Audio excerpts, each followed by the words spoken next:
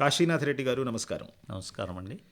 మీరు ఆదిలాబాద్లో Andhra bank ఏజీఎంగా assistant general మేనేజర్గా ఉంటూ బ్రాంచ్ మేనేజర్గా కూడా బాధ్యతలు నిర్వహిస్తున్నారు. దాదాపు 30 సంవత్సరాలు ఆంధ్ర బ్యాంక్లో వేరు వేరు చోట్లలో పనిచేసిన తర్వాత ఆదిలాబాద్కు వచ్చారు. మీరు ఆదిలాబాద్ జిల్లాలో ఈ ఉద్యోగం చేయటం ఇది మీకు మొదటిసారా? మొదటిసారండి. ఉమ్మడి ఆదిలాబాద్ జిల్లాలో కూడా ఉమ్మడి ఆదిలాబాద్ జిల్లాలో చేశాను, విడిపోయిన ఆదిలాబాద్ జిల్లాలో కూడా చేస్తున్నారు. అయితే ఇవి రెండు వరుసలోనే వచ్చాయి మీకు.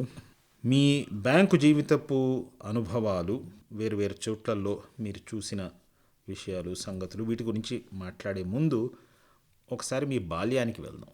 మీరు పుట్టింది పెరిగింది మహబూబ్నగర్ జిల్లాలో, మీ స్వగ్రామంలో.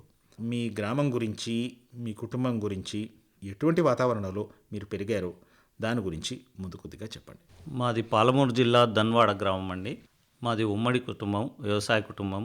మా నాన్న వాళ్ళు 4 అన్నదమ్ములు. మా తాతయ్య శివారెడ్డి గారు, వారి ఆధ్వర్యంలో మా కుటుంబం నడిచేది.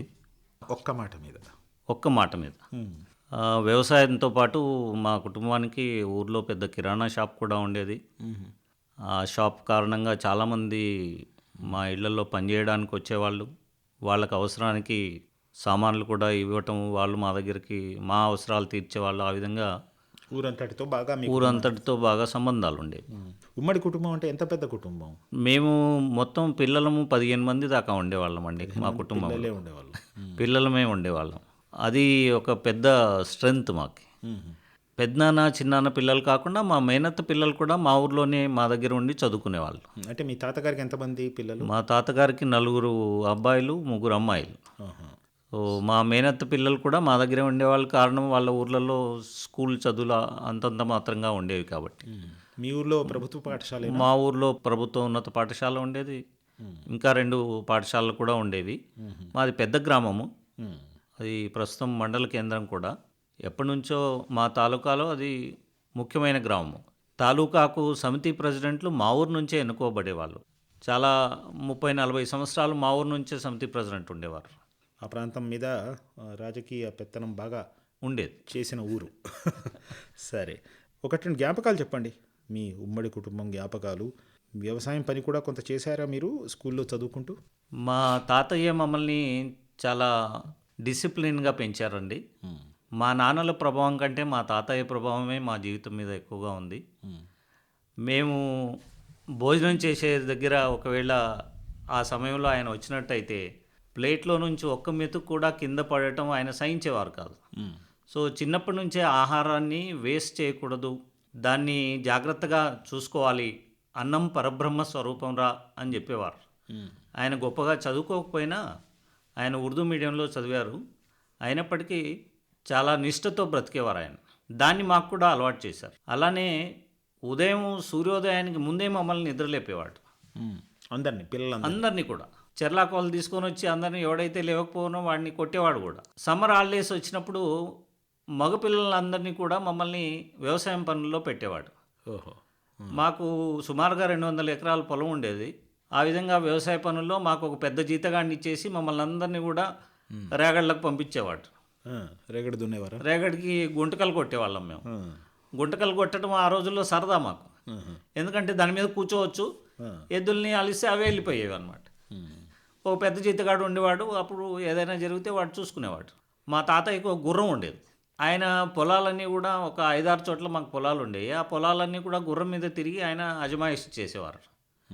మా ఇంట్లో 20 మంది జీతగాళ్ళు ఉండేవాళ్ళు. వాళ్ళందరినీ కూడా పనులు పురమాయించడం, ఇవన్నీ చేయటం అనేది ఆయన గుర్రం ద్వారా కంట్రోల్ చేసేవారు. సో ఆ గుర్రాన్ని అప్పుడప్పుడు మాకు కూడా ఇచ్చేవారు. దాని మీద ఎక్కి సరదాగా పొలాల దగ్గరికి వెళ్ళటం, రాగళ్ళ దగ్గరికి వెళ్ళటం, అక్కడ పిట్టల్ని గాయటం, జొన్న చేనులు ఉంటే పిసికిళ్ళు తినటం, ఇట్లాంటివన్నీ కూడా బాగా సరదాగా ఎంజాయ్ చేసేవాళ్ళం పిల్లలమందరం కూడా. సరే, ఇంతమంది పిల్లలతో, ఇంత పెద్ద కుటుంబంతో, ఊర్లో వాళ్ళందరితో సంబంధాలు కలిగి ఉండే వాతావరణంలో పెరగడం వల్ల ఇవాళ అన్నీ చిన్న చిన్న కుటుంబాలు అయిపోయినాయి. మీ ఊళ్ళో కూడా, మీ కుటుంబంలో కూడా చిన్న చిన్న కుటుంబాలే అయిపోయి ఉంటాయి. దానికి దీనికి మధ్య ఉన్న తేడా, బాల్యం అటువంటి వాతావరణంలో గడిచి ఒక వ్యక్తి పెద్దవాడు అవడానికి, ఇవాళ చిన్న కుటుంబంలో ఒక వ్యక్తి పెద్దవాడు అవడానికి 2 వైపులా మంచి చెడులు కూడా ఉండొచ్చునేమో. మీకేమనిపిస్తుంది? అలాంటి ఉమ్మడి కుటుంబంలో పెరగటం కారణంగా రకరకాల వ్యక్తుల మనస్తత్వాలు అనేవి సహజంగానే అలవాటు పడిపోతాం చిన్నప్పటి నుంచి కూడా. ప్రత్యేకమైన ఈరోజు హెచ్ఆర్ ట్రైనింగ్లు, కమ్యూనికేషన్ స్కిల్లు ఇవేమీ అవసరం లేదు. అలా ఉమ్మడి కుటుంబంలో పెరగటమే కాకుండా మా పక్కింట్లో ఉండే వాళ్ళ పిల్లలు కూడా మాతో పాటు కలిసి ఆడుకునేవాళ్ళు. వాళ్ళు కూడా 15-20 మంది ఉండేవాళ్ళు. అలా మా 3 ఇళ్లకు సంబంధించిన వాళ్ళమే ఒక 30-40 మంది పిల్లలు ఉండేవాళ్ళం. మా గేర్లో ఎవరైతే పిల్లలు ఉండేవాళ్ళమో ఆ బ్యాచ్ అంతా పగలు ఆడుకోవటం, రాత్రి ఆడుకోవటం, వెన్నెల కుప్పలు ఆడుకోవటం, రకరకాల ఆటలు ఆడుకోవటం వల్ల సమస్య పరిష్కారము, ఏదైనా సమస్య వస్తే దానికి ఊరికనే బెంబేలు పడిపోయి హైరాణ పడిపోయి ఓవర్ రియాక్షన్లు చేయాల్సిన అవసరం లేని ట్రైనింగు ఇండైరెక్ట్గా మాకు ఉమ్మడి కుటుంబంలో పెరగటం వల్ల వచ్చాయని నేను అనుకుంటున్నాను. బాగుంది. మీ ఉమ్మడి కుటుంబం విశేషాలే మనం అసలు నిజానికి చాలా మాట్లాడుకోవచ్చు. దీని నుంచి ముందుకు వెళ్ళి మీరు మరి మీ స్కూల్ చదువు ఎట్లా సాగింది, మీరు కాలేజ్ చదువుల్లోకి ఎట్లా వెళ్ళినారు, అగ్రికల్చర్ సైన్స్ చదవాలనుకుని వ్యవసాయపు చదువు చదవాలనుకుని వ్యవసాయ విశ్వవిద్యాలయంలో ఎట్లా చేరారు, వీటన్నిటి గురించి మాట్లాడుకుందాం. మీకు నచ్చిన ఒక పాట విన్న తర్వాత చెప్పండి, ఏ పాట? పాడబోయి భారతీయుడా. ఆ పాట అంటే నాకు కాలేజీ రోజుల నుంచి బాగా ఇష్టం. అది నాకు ఒక క్లోజ్ ఫ్రెండ్ ఉండేవారు, వెంకన్న అని పిలుస్తాను నేను ఆయన్ని. ఆయన ఇప్పుడు అమెరికాలో ఉన్నారు. దానికి కారణము మాకిద్దరికి కూడా దేశభక్తి సినిమాలంటే చాలా ఇష్టము. మేమిద్దరం కూడా మనోజ్ కుమార్ సినిమాలు చాలా చూసాము. సో తెలుగులో ఈ పాట అంటే చాలా ఇష్టము. ఎందుకంటే అప్పుడెప్పుడో 50 ఏళ్ల క్రితం రాసిన పాటకు ఇంకా ఈరోజు కూడా అది వర్తిస్తున్నది. దాంట్లో అంత మీనింగ్ ఉన్నది. దేశంలో ఉండే ప్రజలందరికీ కూడా అవసరమయ్యే సందేశాన్ని, నాయకత్వానికి సందేశాన్ని, అందరికీ సందేశాన్ని ఇవ్వగలిగిన పాట. పాడవోయి భారతీయుడా, ఆడి పాడవోయి విజయ గీతిక, పాడవోయి భారతీయుడా, ఆడి పాడవోయి విజయ గీతిక, పాడవోయి భారతీయుడా. కాశీనాథ్ రెడ్డి గారు, మీ తాతగారు మీ మీద చూపిన ప్రభావం గురించి, మీ తోటి పిల్లలందరూ ఎవరైతే ఉండేవాళ్ళో కుటుంబంలో 15 మంది పిల్లలు, వాళ్ళందరి మీద ఆయన చూపిన ప్రభావం, దీని గురించి చాలా వివరంగా చెప్పుకొచ్చాను. మీరు మీ నాన్నగారి గురించి చెప్పండి. మరి వారి ప్రభావం ఎట్లా ఉండేది, ఆయన ఏం చేస్తుండేవారు, ఆ తర్వాత మీ చదువు మీ ఊర్లో ఎట్లా సాగింది, తర్వాత ఇంటర్మీడియట్ చేసి మీరు వ్యవసాయం, అగ్రికల్చర్ సైన్స్, వ్యవసాయ శాస్త్రం చదవాలని ఎందుకు అనుకున్నారు, దీని వెనుక ఏదైనా ప్రత్యేకమైన ఉద్దేశం ఉందా, అసలు ఆ క్రమం ఎట్లా జరిగింది? మా నాన్నగారు ప్రాథమికంగా రాజకీయ నాయకులండి.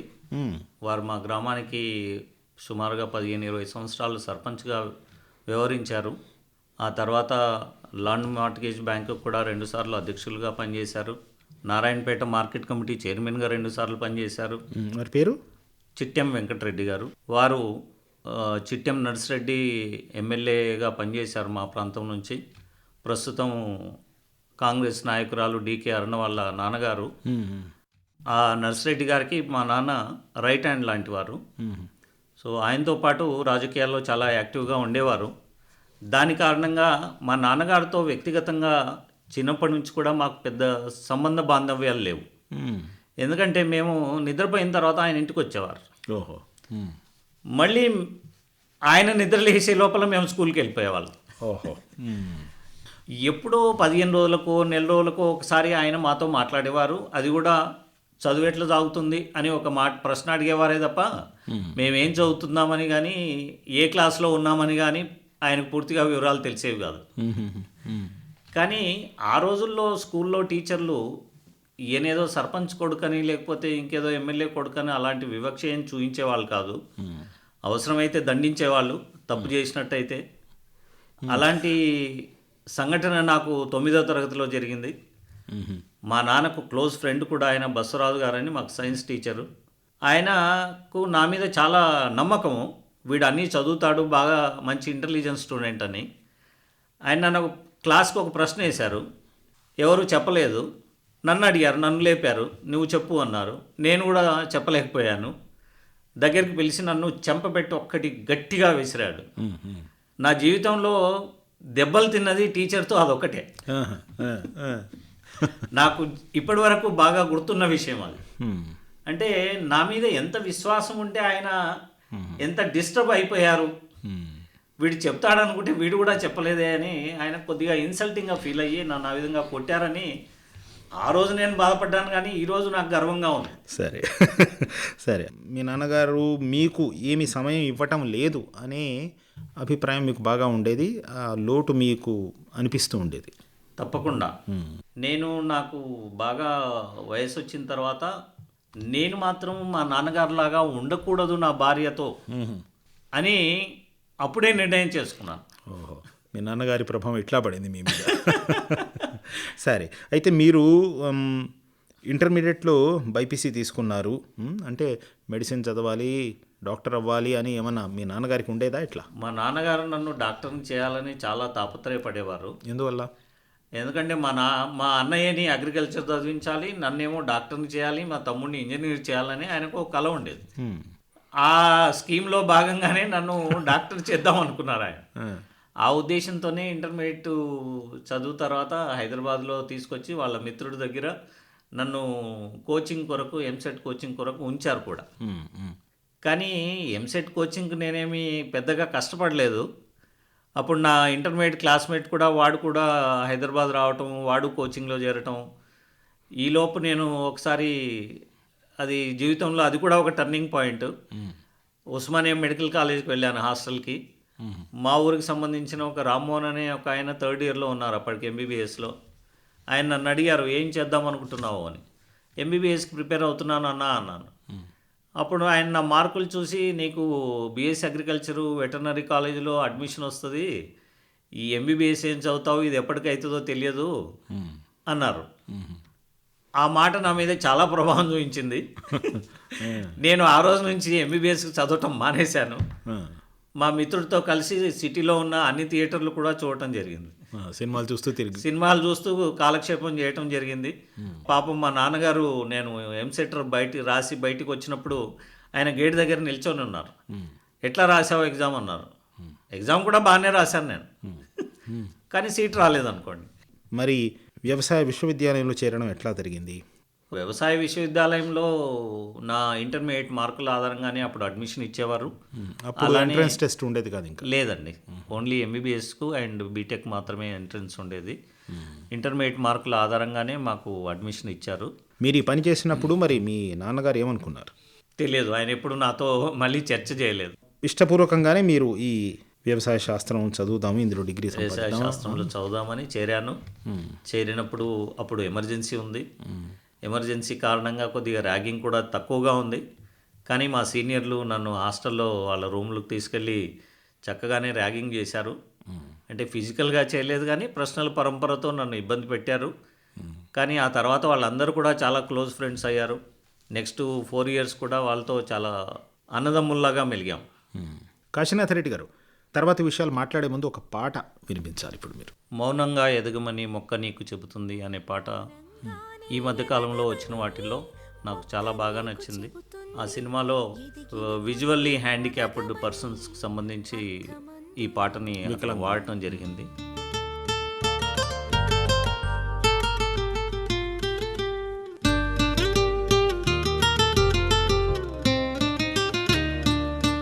మౌనంగానే ఎదగమని మొక్క నీకు చెబుతుంది, ఎదిగిన కొద్దీ ఒదగమని అర్థమందులో ఉంది.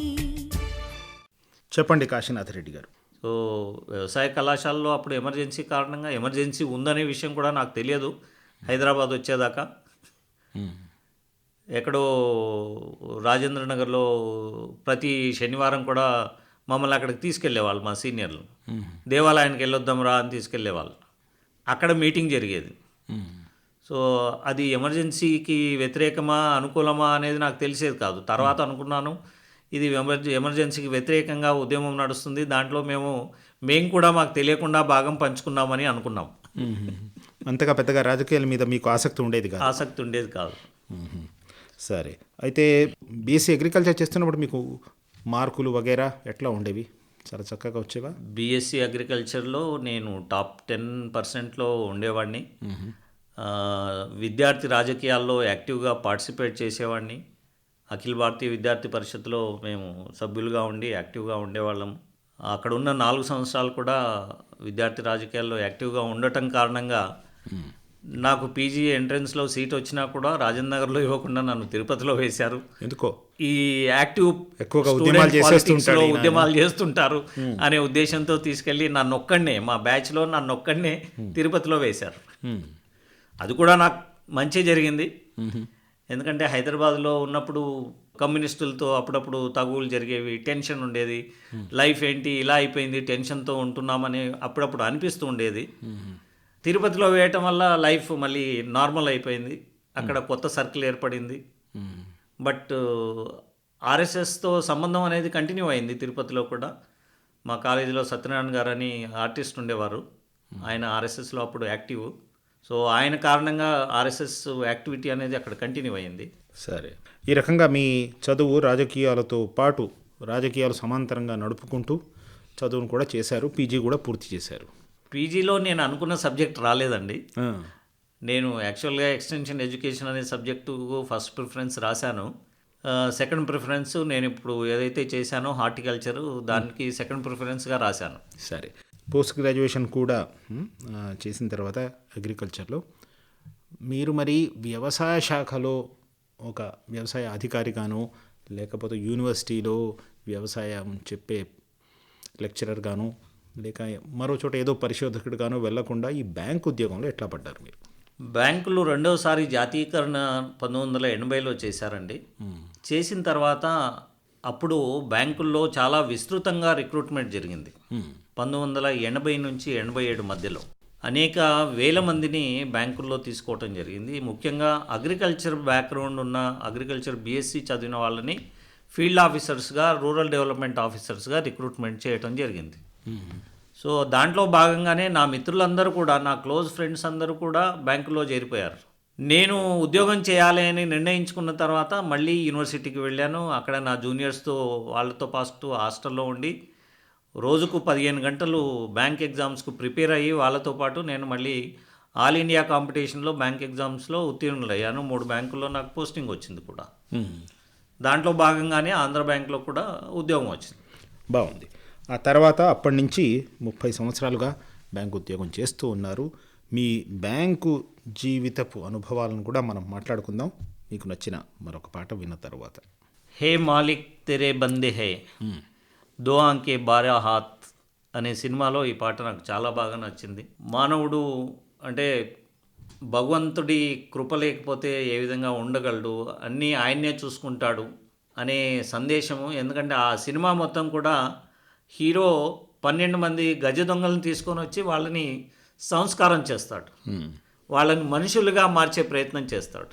ఆ కాన్సెప్ట్ ఆఫ్ మూవీ నాకు బాగా నచ్చింది. దో ఆంకే 12 హాత్ వి శాంతారాం. శాంతారాం సినిమా అది. ఆ పాటను నేను అవకాశం ఉన్నప్పుడంతా వింటూ ఉంటాను. मालिक तेरे बंदे हम ऐसे हो हमारे करम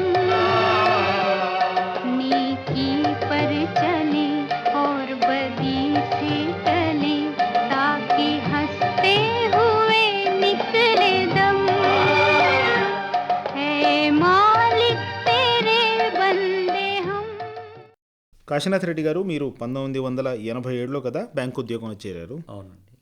చేరినప్పుడు ఏ పదవిలో చేరారు?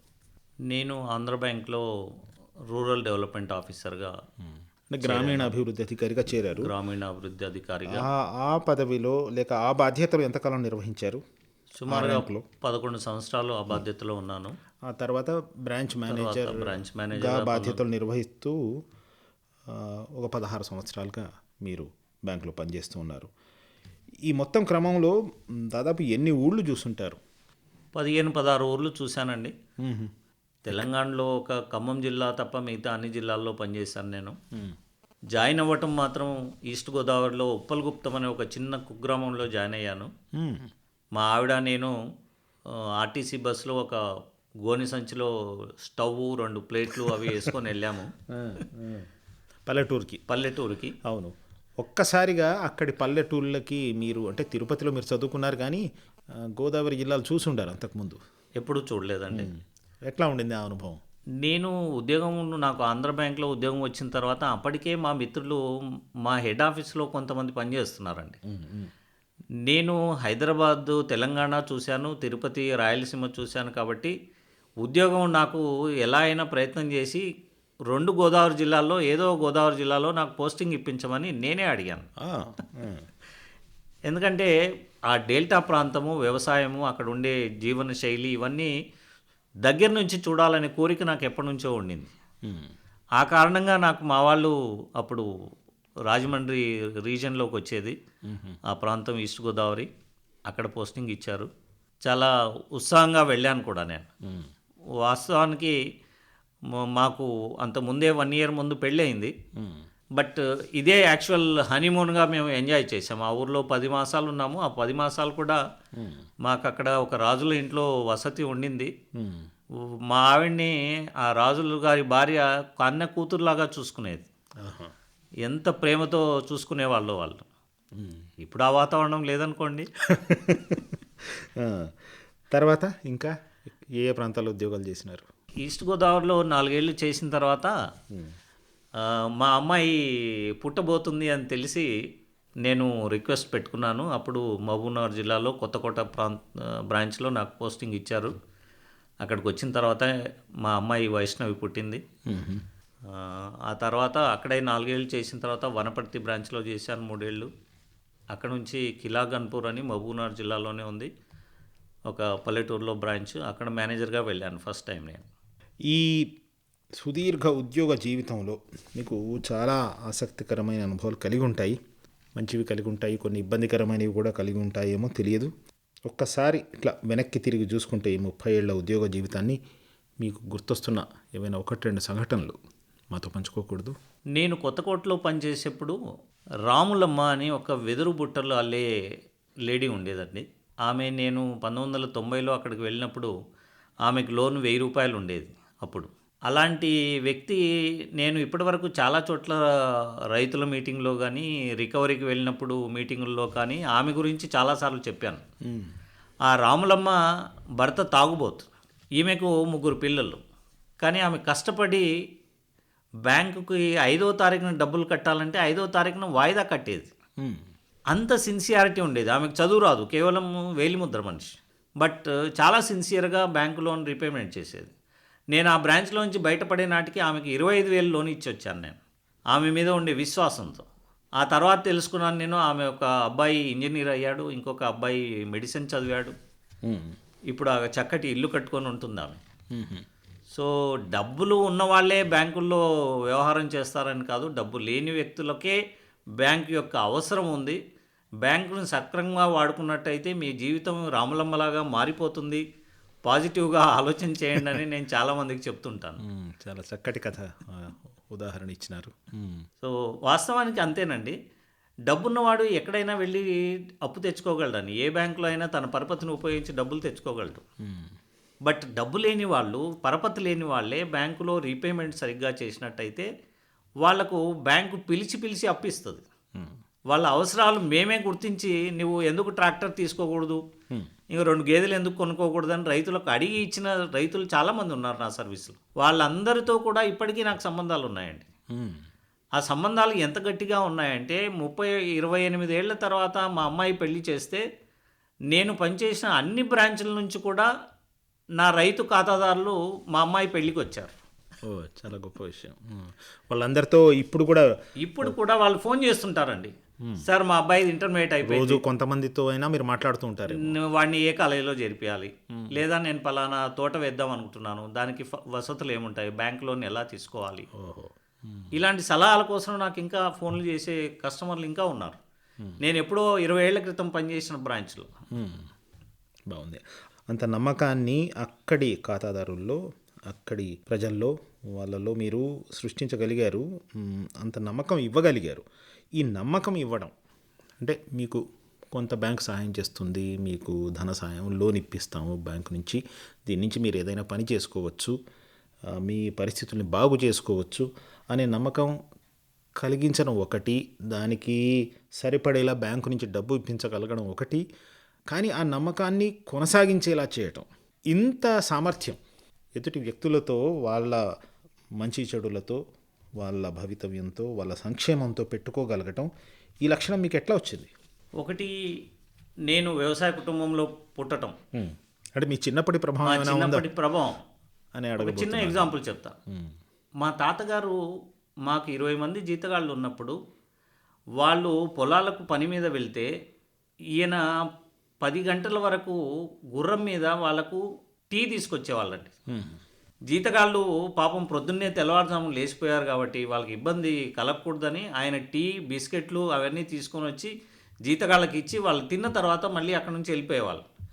ఆయన పని చేయించటంలో ఎంత కఠినంగా ఉండేవారో వాళ్ళ శ్రేయస్సు చూడటం కూడా అంతే శ్రద్ధతో తీసుకునేవారు. నాకు అది ఇండైరెక్ట్గా అలవాటు అయిపోయింది. బాగుంది. నా కస్టమర్లే కాదు, నా స్టాఫ్తో కూడా, నా కొలీగ్స్తో కూడా నేను చాలా ఫ్రెండ్లీగా ఉండడానికి ప్రయత్నం చేస్తాను. భగవంతుడి దయ వల్ల నేను ఇప్పటివరకు 8 బ్రాంచ్ మేనేజర్లుగా చేసినాను. 8 చోట్ల కూడా నాకు చాలా అనుకూలంగా చాలా చక్కటి పనిచేసే టీం దొరికింది. బాగుంది. ఆ రకంగా కూడా మీరు అదృష్టవంతులు. సరే, మీకు నచ్చిన ఒక పాట విన్న తర్వాత అసలు జాతీయ బ్యాంకులు ఈ దేశానికి ఏమి చేసినాయి? ఎందుకంటే బ్యాంకుల జాతీయకరణ చాలా పెద్ద ఎత్తున జరిగి వాటిని బాగా విస్తరింపజేసిన సమయంలో మీరు చేరారు బ్యాంకింగ్ రంగంలో. అప్పటికిప్పటికి పరిస్థితులు చాలా మారినాయి. జాతీయ బ్యాంకుల పరిస్థితి కూడా ఇప్పుడు పూర్తిగా చాలా వరకు మారింది అని చెప్పవచ్చునేమో. వాటి గురించి కూడా మనం మాట్లాడుకుందాం. కె విశ్వనాథ్ గారి సినిమాలు పాటలంటే నేను చాలా ఇష్టపడతాను. ఆయన ఏ సినిమా పాట అయినా నాకు నచ్చుతుంది. ముఖ్యంగా శంకరాభరణంలో శంకర అనే పాట చాలా చక్కగా ఉంటుంది. అది విందామండి.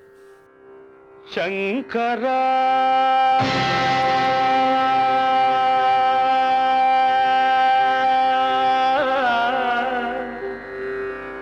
నాద శరీరా పరా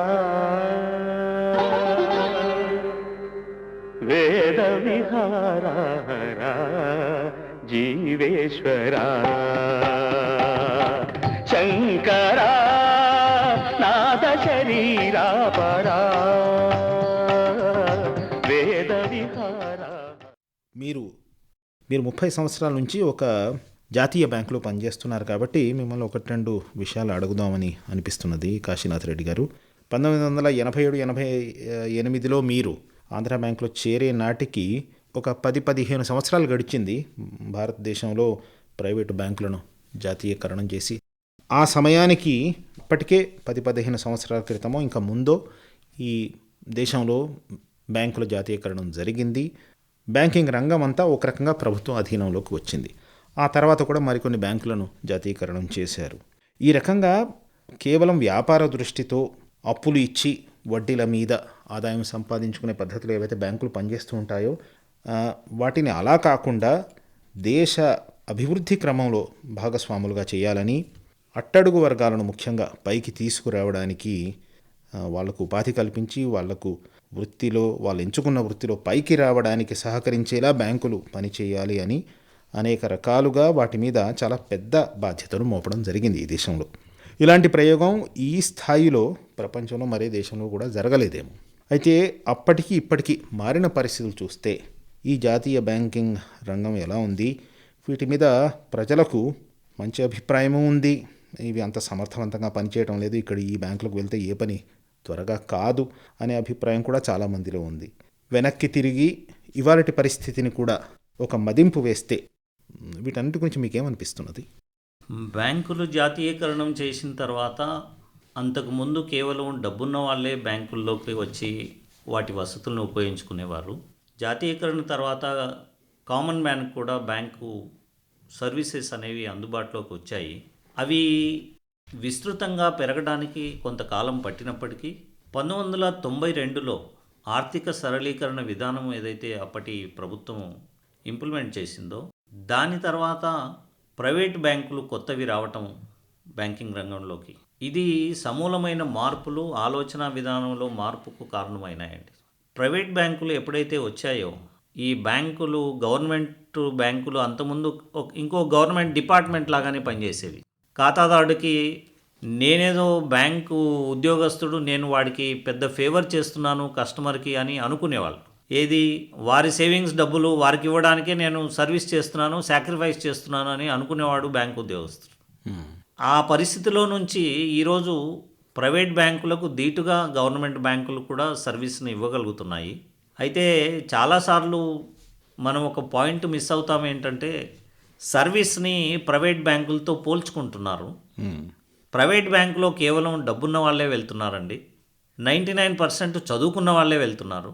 గవర్నమెంట్ బ్యాంకులో మేము గవర్నమెంట్ టార్గెట్లు, గవర్నమెంట్ స్కీములు, గవర్నమెంట్ వ్యవహారాలు చూస్తూనే మేము కూడా ఒక కమర్షియల్ ఆర్గనైజేషన్గా పనిచేయాల్సిన అవసరం ఉంది. లాభం సంపాదించాలి మేము చేస్తున్న బిజినెస్లో నుంచి. అయితే మా దగ్గరికి వచ్చే అత్యధిక శాతం ఖాతాదారులు ఎవరైతే ఉన్నారో వాళ్ళు సెమీ లిటరేట్ లేదా ఇల్లిటరేట్ పర్సన్సే మా దగ్గరికి ఎక్కువగా వస్తున్నారు. ఒక లిటరేట్ పర్సన్ తన పని తను చేసుకొని వెళ్ళిపోగలడు తొందరగా. ఒక ఇల్లిటరేట్ పర్సన్ నా దగ్గరికి వచ్చినట్టయితే వారికి ఓచర్ రాయటం దగ్గర నుంచి డబ్బులు కౌంట్ చేసి తీసుకోవటం కానీ ఇవ్వటం కానీ రెండు చోట్ల కూడా నేను నా సమయము వారికి కేటాయించాల్సిన అవసరం వస్తున్నది. చాలాసార్లు వాళ్ళకు ఏదైనా విషయం చెప్పినా కూడా వాళ్ళకు అర్థం అవ్వటం కష్టంగా ఉంటుంది. పాలసీ చేంజెస్ జరుగుతుంటాయి, అవి చెప్పినా వాళ్ళకి అర్థం కాదు.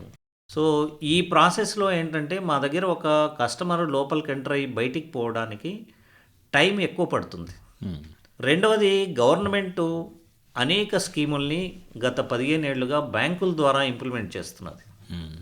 అది వృద్ధాప్య పెన్షన్లు అనండి, ఆసరా పెన్షన్లు అనండి, మామూలుగా ఎంప్లాయీస్ పెన్షన్స్ అనండి, లేకపోతే ఎంప్లాయీస్ శాలరీస్ అనండి, ఇలా గత 2 ఏళ్లుగా జన్ధన్ అకౌంట్లు అనండి, అటల్ పెన్షన్ యోజన అనండి, అన్ని రకాల గవర్నమెంట్ స్కీముల్ని అకౌంట్ ద్వారా పంపాలి అనే ఆలోచన ఏదైతుందో దాని కారణంగా గవర్నమెంట్ బ్యాంకుల పైన నిజంగానే ఒత్తిడి మాత్రం పెరిగింది.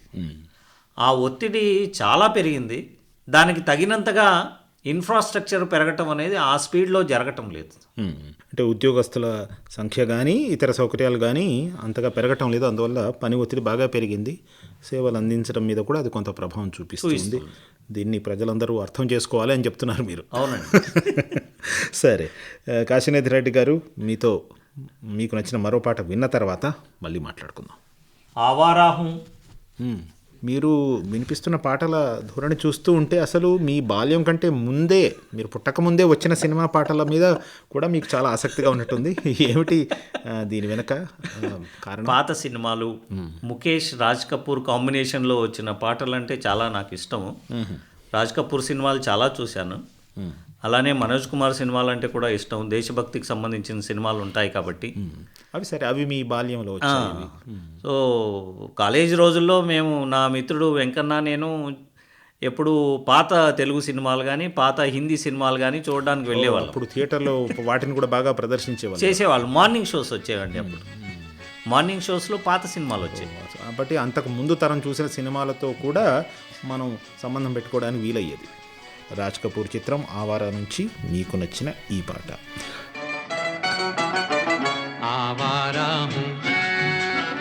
आवारा हूँ या गर्दिश में हूँ, आसमान का तारा हूँ. आवारा हूँ, आवारा हूँ या गर्दिश में हूँ, आसमान का तारा हूँ. आवारा हूँ.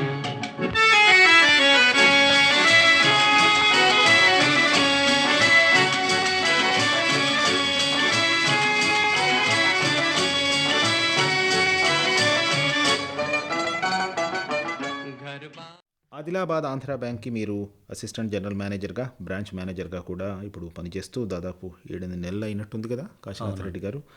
ఆదిలాబాద్ అనుభవం ఎట్లా ఉంది, దాని గురించి చెప్పండి. తర్వాత మీకు ఇంకెంత సర్వీస్ ఉంది? నాకు ఇంకా 2.5 ఏళ్ళు సర్వీస్ ఉందండి. సరే, ఈ 2.5 ఏళ్ళు అయిన తర్వాత రిటైర్డ్ జీవితం, ఉద్యోగానంతర జీవితంలో ఏమేమి చేయాలనుకుంటున్నారు? మీ ఆసక్తులు ఎటువంటివి? మీ ఆసక్తులకి మీరు చేయబోయే పనులకి ఏమైనా సంబంధం ఉందా? నేను మే 2016 ఇక్కడికి వచ్చానండి, ఏజిఎం ప్రమోషన్ మీద. ఆదిలాబాద్కు అంతకుముందు ఎప్పుడు రాలేదు. చూడలేదు అసలు, చూడను కూడా లేదు. ఇటువైపే చూడలేదు మీరు. కానీ ఒక కోరిక మాత్రం ఎప్పటి నుంచో ఉండేది. ఈ కుంతల వాటర్ ఫాల్స్ చూడాలి, అడవి చూడాలి. నాకు ప్రకృతిలో కలిసిపోవటము, నడక చేయటము అడవిలో అనేది చాలా ఇష్టము. గతంలో ఒకసారి శ్రీశైలం అడవిలో కూడా అలా తిరిగాము మా మిత్రులతో కలిసి. ఆదిలాబాద్ చాలా కాంపాక్ట్ టౌన్ ఇది. మనుషులు కూడా చాలా వరకు మంచివాళ్ళు. నేను అనేక ప్రాంతాలు తిరిగి వచ్చాను కాబట్టి ఇక్కడ మనుషులు ఇన్నోసెంట్ అని కూడా చెప్తాను. సరళ స్వభావాలు. చాలా సింపుల్ డీలింగ్ ఉంటుంది ఇక్కడ. నాకు బ్యాంకు పరంగా పెద్ద రిస్క్లు ఏం లేవు ఇక్కడ. ఎందుకంటే నేను హైదరాబాద్లో 1 సంవత్సరం పనిచేసి వచ్చాను ఇక్కడికి. అక్కడి వాతావరణంతో పోల్చినట్టయితే నాకు ఇది చాలా సులభంగా అనిపిస్తున్నది ఖాతాదారులతో వ్యవహారం చేయటంలో. 99% ఇక్కడ సమస్యలు ఏం లేవు. నేను కూడా వచ్చినప్పటి నుంచి కూడా గ్రామాలకు వెళ్తున్నాను, రైతులతో మాట్లాడుతున్నాము, వాళ్ళ అవసరాలు కనుక్కొని ఈ మధ్య కూడా వాళ్ళకి ఏం అవసరాలు ఉన్నాయని ఊర్లలో వెళ్ళి మీటింగ్లు పెట్టాము.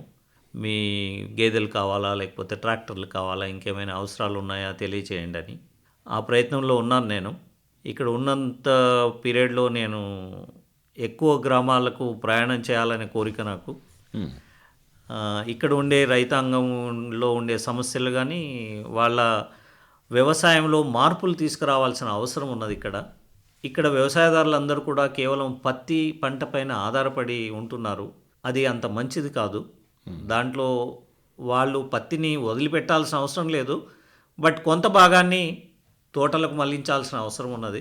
ఉదాహరణకి మనకు పక్కనే ఉన్న మహారాష్ట్రలో దానిమ్మ పంటని చాలా విస్తృతంగా పండిస్తున్నారు. అహ్మద్నగర్ జిల్లాలో కానీ, యవత్మాల్ జిల్లాలో కానీ చాలా చక్కగా పండిస్తున్నారు. మనకంటే తక్కువ నీటి వసతిలో అక్కడ దానిమ్మ పంటలు పండిస్తున్నారు. సో మన రైతులు ఎందుకు దానిమ్మ పంటలను తీసుకోకూడదు? ఎందుకంటే వాళ్ళకు ఉండే 5-6 ఎకరాల్లో 1 ఎకరం పెట్టుకున్నా కూడా వాళ్ళకు అది రిస్క్ని తగ్గించగలదు, వ్యవసాయంలో ఉండే రిస్క్. కాబట్టి మేము ఆ యాంగిల్లో కూడా రైతుల్ని ప్రోత్సహిస్తున్నాము. కొంతమంది రైతులు ఆల్రెడీ ముందుకు వచ్చారు. వాళ్లకు ఈ సంవత్సరము రాబోయే వర్షాకాలంలో తప్పకుండా ఆ దానిమ్మ పంట వేయడానికి కనీసం ఒక 5 మందినైనా మేము ప్రోత్సహించాలి, వాళ్ళకి ఇవ్వాలని నిర్ణయించాం. మీరు స్వయంగా వ్యవసాయ శాస్త్రం చదువుకున్నారు కాబట్టి ఈ విషయాన్ని అర్థం చేసుకొని దానికి తగినట్టుగా మీ బ్యాంక్ ఇచ్చే సహాయాన్ని ఆ దారిలో మళ్లించే అవకాశం మీకు బాగా ఉంది. సరే, పదవి విరమణ తర్వాత ఏం చేయబోతున్నారు అనే విషయం కూడా చెప్పండి. నాకు ఇంకా 2.5 సంవత్సరాలు ఉందండి. నేను పదవీ విరమణ తర్వాత వ్యవసాయానికి సంబంధించిన పనులే చేయాలనే ఆలోచనలో ఉన్నాను. నాకు సంబంధించిన స్వచ్ఛంద సంస్థలు కొన్ని ఉన్నాయి. వాళ్ళు ప్రస్తుతానికి ఆర్గానిక్ ఫార్మింగ్, సేంద్రియ వ్యవసాయం పైన వాళ్ళు కొంత కృషి చేస్తున్నారు. దాంట్లో నేను భాగం పంచుకోవాలనే ఆలోచన ఉంది నాకు. పదవీ విరమణ తర్వాత మళ్ళీ సంపాదించాలనే యావ అయితే లేదు. నాకున్న పెన్షన్ కానీ, నాకుండే అవసరాలకు కానీ అవి సరిపోతాయని నేను అనుకుంటున్నాను. బాగుంది. ఇప్పుడు దేశంలో ఆర్గానిక్ వ్యవసాయము, సహజ వ్యవసాయం అనే దాని అవసరం చాలా ఉంది. మన ఆహార వ్యవహారాల్లో మనకు హాని కలిగించే అంశాలు ఏ స్థాయిలో అయితే చేరి ఉన్నాయో వాటి నుంచి బయటపడాల్సిన అవసరం ప్రతి వ్యక్తికి, సమాజానికి కూడా ఉంది. కాబట్టి ఆ పరంగా జరగాల్సిన కృషిలో మీరు భాగం పంచుకోబోతున్నారు. అది చాలా సంతోషకరమైన విషయం. మీకు నచ్చిన ఒక పాట విన్న తర్వాత మీ ఇతర ఆసక్తుల గురించి, మీ కుటుంబం గురించి కూడా మనం మాట్లాడుకుందాం. డాక్టర్ సి నారాయణ రెడ్డి గారు రాసిన పాట అనుకుంటాను ఇది. నన్ను దోచుకొందు వటే వన్నెల దొరసాని అనే పాట నాకు ఇంటర్మీడియట్ నుంచి కూడా చాలా ఇష్టం. ఈ పాట అంటే అప్పుడు ఏదో నారాయణపేటలో ఈ సినిమా చూశాను నేను. ఆ స్టైల్ ఆఫ్ సాంగ్ చాలా బాగా నచ్చింది నాకు. అదొకసారి విందాం. నన్ను దోచుకొందువటే, నన్ను దోచుకొందువటే వన్నెల దొరసాని, కన్నులలో దాచుకొందు నిన్నే నా స్వామి, నిన్నే నా స్వామి. నన్ను దోచుకొందువటే.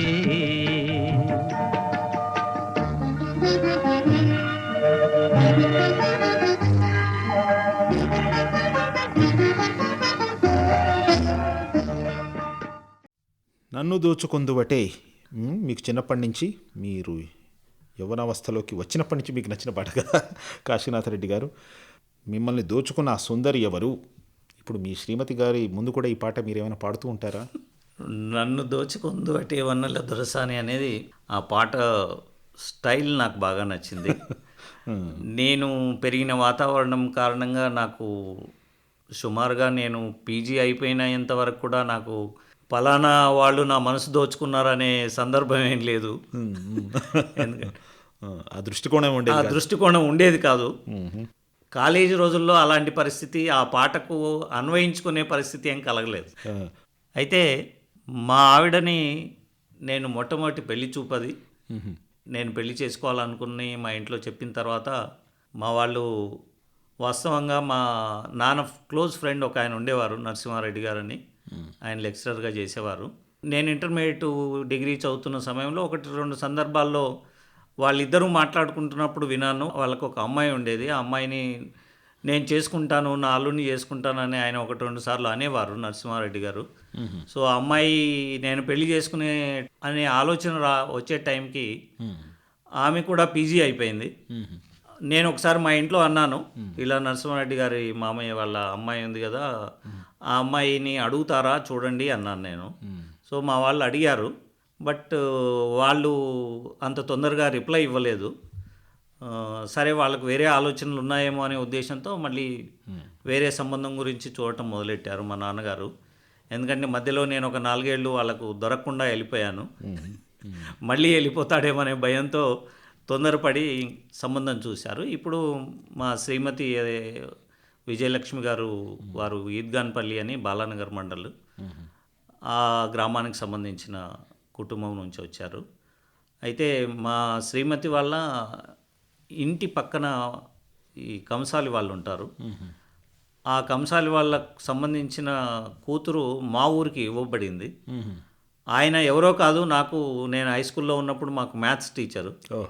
సో ఆయన ద్వారా ఈ సంబంధం వచ్చింది. పెళ్లి చూపులు జరగటం అయిపోయింది. వెంబడే వాళ్ళకి మాకు నచ్చేసింది.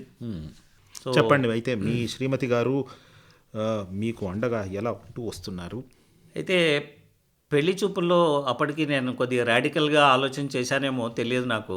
30 ఏళ్ల క్రితము నేను పెళ్లి చూపులకు వెళ్ళినప్పుడు వాళ్ళందరూ పెద్దవాళ్ళు మాట్లాడుకున్న తర్వాత నేను అడిగాను అనమాట, నేను అమ్మాయితో సపరేట్గా మాట్లాడాలి అని. అందరూ ఆశ్చర్యపోయి ఉంటారు. సో సపరేట్గా మాట్లాడడానికి అవకాశం ఇచ్చారు, కానీ అందరూ చుట్టూ నిలబడి ఉన్నారు. సో నేను మా ఆవిడతో చెప్పాను, నేను బ్యాంకులో ఉద్యోగం కోసం ప్రయత్నం చేస్తున్నాను, బహుశా దేశంలో ఎక్కడైనా పోస్టింగ్ రావచ్చును, అండమాన్ నికోబార్ దీవుల్లో పోస్టింగ్ వచ్చినా కూడా మనం వెళ్ళడానికి సిద్ధమైతే, మీకు సమ్మతమైతే ఓకే అన్నాను నేను. ఆమె అన్నింటికి దేనికి కూడా సమాధానం ఏం చెప్పలేదు, అన్నింటికి తలకాయ ఊపింది.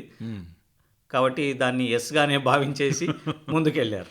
వాళ్ళది కూడా పెద్ద కుటుంబము. మా శ్రీమతి 5 అక్క చెల్లెల్లో తను లాస్ట్. చాలా గారాభంగా పెరిగింది. మా మామయ్యకు 3 అబ్బాయిలు, వీళ్ళు 5 అమ్మాయిలు. మొత్తానికి మీ శ్రీమతి గారు మీ ఉద్యోగ జీవితంలో మీకు ఏమి ఇబ్బంది రాకుండా చూసుకుంటూ ఉన్నారు. నేను ఇంత సంతోషంగా ఉండడానికి ప్రాథమిక కారణం మా శ్రీమతే. ఎందుకంటే నేను ఏ పల్లెటూరుకి తీసుకెళ్ళినా నాతో పాటు ఆనందంగా వచ్చి అక్కడ ఏ కంప్లైంట్ లేకుండా ఈ 30 సంవత్సరాల్లో ఒక్కసారి కూడా తనకు ఈ ఊరు నచ్చలేదు, ఈ ఇల్లు నచ్చలేదని ఎప్పుడూ చెప్పలేదు. సరే, మీ పిల్లల గురించి చెప్పండి. నాకు పెళ్ళైన 4 ఏళ్ళకి కానీ సంతానం కలగలేదండి. మొట్టమొదటిగా మా అమ్మాయి పుట్టబోతుందని తెలిసినప్పుడు అప్పుడు కలిగిన ఆనందము మర్చిపోలేదు. అది మిమ్మల్ని ఇప్పుడు కూడా ఉద్వేగంతో నింపుతోంది. 4 ఏళ్ళు సంతానం లేదని మా ఆవిడ చాలా ఇబ్బంది పడి చుట్టూ ఉన్న వాళ్ళ సూటిపోటు మాటలు వినాల్సి వచ్చింది. ఆ బాధ అనుభవించారు మీరిద్దరు. అంటే నాకు అంత బాధగా అనిపించేది, కానీ తనను చూసినప్పుడు బాధ అనిపించేది. సరే, మొత్తం మీద ఈ ఇబ్బందిని దాటగలిగారు. తను మా అమ్మాయి దీపావళి రోజు పుట్టింది, లక్ష్మీదేవి మా ఇంటికి. 10th క్లాస్ వచ్చేదాకా కూడా నేను వచ్చే వరకు కూడా తను నిద్రపోయేది కాదు, రాత్రికి భోజనం చేసేది కాదు. చాలా అల్లారముద్దుగా పెరగటం జరిగింది. ఇప్పుడు ఏం చేస్తున్నది అమ్మాయి? తను బీటెక్ చేసింది ఈసీఈతో హైదరాబాద్లోనే. ఇప్పుడు ఇన్ఫోసిస్లో పనిచేస్తుంది. తను మాకంటే ధైర్యస్తురాలు. లైఫ్ని ఎలా హ్యాండిల్ చేయాలి, ప్రాబ్లమ్స్ వచ్చినప్పుడు ఎలా హ్యాండిల్ చేయాలనేది అప్పుడప్పుడు నాకు వాళ్ళ అమ్మకు కూడా తను క్లాస్ తీసుకుంటుంటుంది. ఎందుకంటే ఎప్పుడు ఇల్లు వదిలిపెట్టింది చెన్నైలో వెళ్ళి 2 ఏళ్ళు ఉద్యోగం చేసి వచ్చింది మా అమ్మాయి. కాబట్టి మా లెవెల్ కంటే చాలా ఎక్కువ మెచ్యూరిటీ లెవెల్ ఆమె మా పిల్లలకు వచ్చింది. మా అబ్బాయి కూడా, మీ అమ్మాయికి పెళ్ళయింది కదా? మా అమ్మాయికి పెళ్ళయిందండి. పోయిన సంవత్సరం ఏప్రిల్లో చేశాము. తను ఒక అబ్బాయిని ఇష్టపడింది. అబ్బాయి కూడా చాలా ఇంటెలిజెంట్ అబ్బాయి. తను ఫార్మసీ చేశాడు నైపర్ చండీగఢ్లో, one of the top ranking institutions in the country. అబ్బాయి ఇప్పుడు డాక్టర్ రెడ్డి ల్యాబ్స్లో క్యాంపస్ సెలక్షన్లోనే సైంటిస్ట్గా సెలెక్ట్ అయ్యాడు. హైదరాబాద్లోనే ఇద్దరు ఉంటున్నారు. వాళ్ళంతా కూడా మళ్ళీ ఉమ్మడి కుటుంబంలో ఉంటున్నారు. సరే, మీ అబ్బాయి గురించి చెప్పండి. మా అబ్బాయి శ్రీరామ్, వాడు బీటెక్ మెకానికల్ చేశాడు ఎంవిఎస్ఆర్లో. మొదటి నుంచి కూడా మేము పిల్లలకి సఫిషియంట్ లిబర్టీ ఇచ్చాము. వాళ్ళు ఏం చదవాలనుకుంటున్నారు, ఏ రంగంలోకి వెళ్ళాలనుకుంటున్నారు ఆ విషయంలో. ఎందుకంటే మా వాడికి కంప్యూటర్ సైన్స్లో ఈజీగా ఇంకా అంతకంటే మంచి ఇన్స్టిట్యూట్లో వచ్చేది. కానీ తను ఓన్లీ మెకానికల్ చేస్తానని నిర్ణయం చేసుకున్నాడు. ఓకే అన్నాం. మెకానికల్లో ఇంజనీర్ చేశాడు. ఇప్పుడు హైదరాబాద్లోనే హెగ్జాగోన్ అనే కంపెనీలో పనిచేస్తున్నాడు. బాగుంది. మొత్తం మీద జీవితం సంతృప్తికరంగానే గడిచింది. మా అబ్బాయి గురించి ఇంకొక విషయం చెప్పాలండి. వాడికి సేవా కార్యక్రమాల్లో పాల్గొనటము నాకంటే ఎక్కువ ఇంట్రెస్ట్ అయిపోయింది. ఇప్పుడు కొన్ని అనాథ శరణాలయాలకు వెళ్ళి ప్రతి సెలవు రోజు కూడా అక్కడ కార్యక్రమాలు చేస్తున్నారు. ఆర్ఫనేజెస్కు వెళ్తుంటాడు. వాడి జీతంలో కొంత భాగం వాటికి కూడా ఖర్చు పెడుతున్నాడు. మొత్తం మీద చూసుకుంటే మీ జీవితం పెద్ద ఒడిదొడుకులు లేకుండా ఒక క్రమ పద్ధతిలో నడుస్తూ వచ్చింది. అయితే కష్ట సుఖాలు అన్నీ గమనించగలిగారు మీరు బాగా జీవితంలో. మీరు స్వయంగా అంత ఎక్కువగా కష్టాలు పడకపోయినా అయితే కష్టం అంటే ఏమిటో తెలుసు మీకు. దానికి కారణం ఒకటే ఉందండి. నాకు పెద్దగా కోరికలు లేవు. నా లైఫ్ చాలా సింపుల్గా ఉంటుంది. నేను ఎక్కడైనా నిద్రపోగలను. బండల మీద కూడా పడుకొని హాయిగా గురువు పెట్టి నిద్రపోతాను. బాగుంది. చివరిగా నేను మనోజ్ కుమార్ సినిమాకు సంబంధించిన చందన్ హై ఇస్ దేశ్ కి మాటి అనే పాటను వినిపించాలని కోరుతున్నాను. ఇది భారతదేశం యొక్క ఉత్కృష్టమైన పరిస్థితి గురించి ఆ పాటలో వివరించారు. ఈ దేశం ఒక గొప్ప స్వర్గసీమ అనే విషయాన్ని కవి దాంట్లో వివరించారు. చాలా ఆసక్తికరమైన అనుభవాల్ని చిన్నప్పటి గ్రామీణ నేపథ్యం నుంచి ఇప్పటి వరకు మీ జీవితం సాగిన తీరు గురించి ఇలా మాట్లాడుకుంటూ తెలుసుకోగలిగాం. మీకు నచ్చిన పాటల మధ్య ఈ ముచ్చట్లన్నీ పెట్టుకోగలిగాం. మీరు ఇంత సమయం ఇచ్చి మా స్టేషన్కి వచ్చినందుకు చాలా ధన్యవాదాలు కాశీనాథ్ రెడ్డి గారు. మీరు ఇంకా మిగిలి ఉన్న మీ ఉద్యోగ జీవితంలో ఆ తర్వాత కూడా మీరు అనుకున్న పనులన్నీ సాధించగలుగుతారని ఆశిస్తున్నాం. నమస్కారం. ధన్యవాదాలు. चंदन है इस देश की माटी,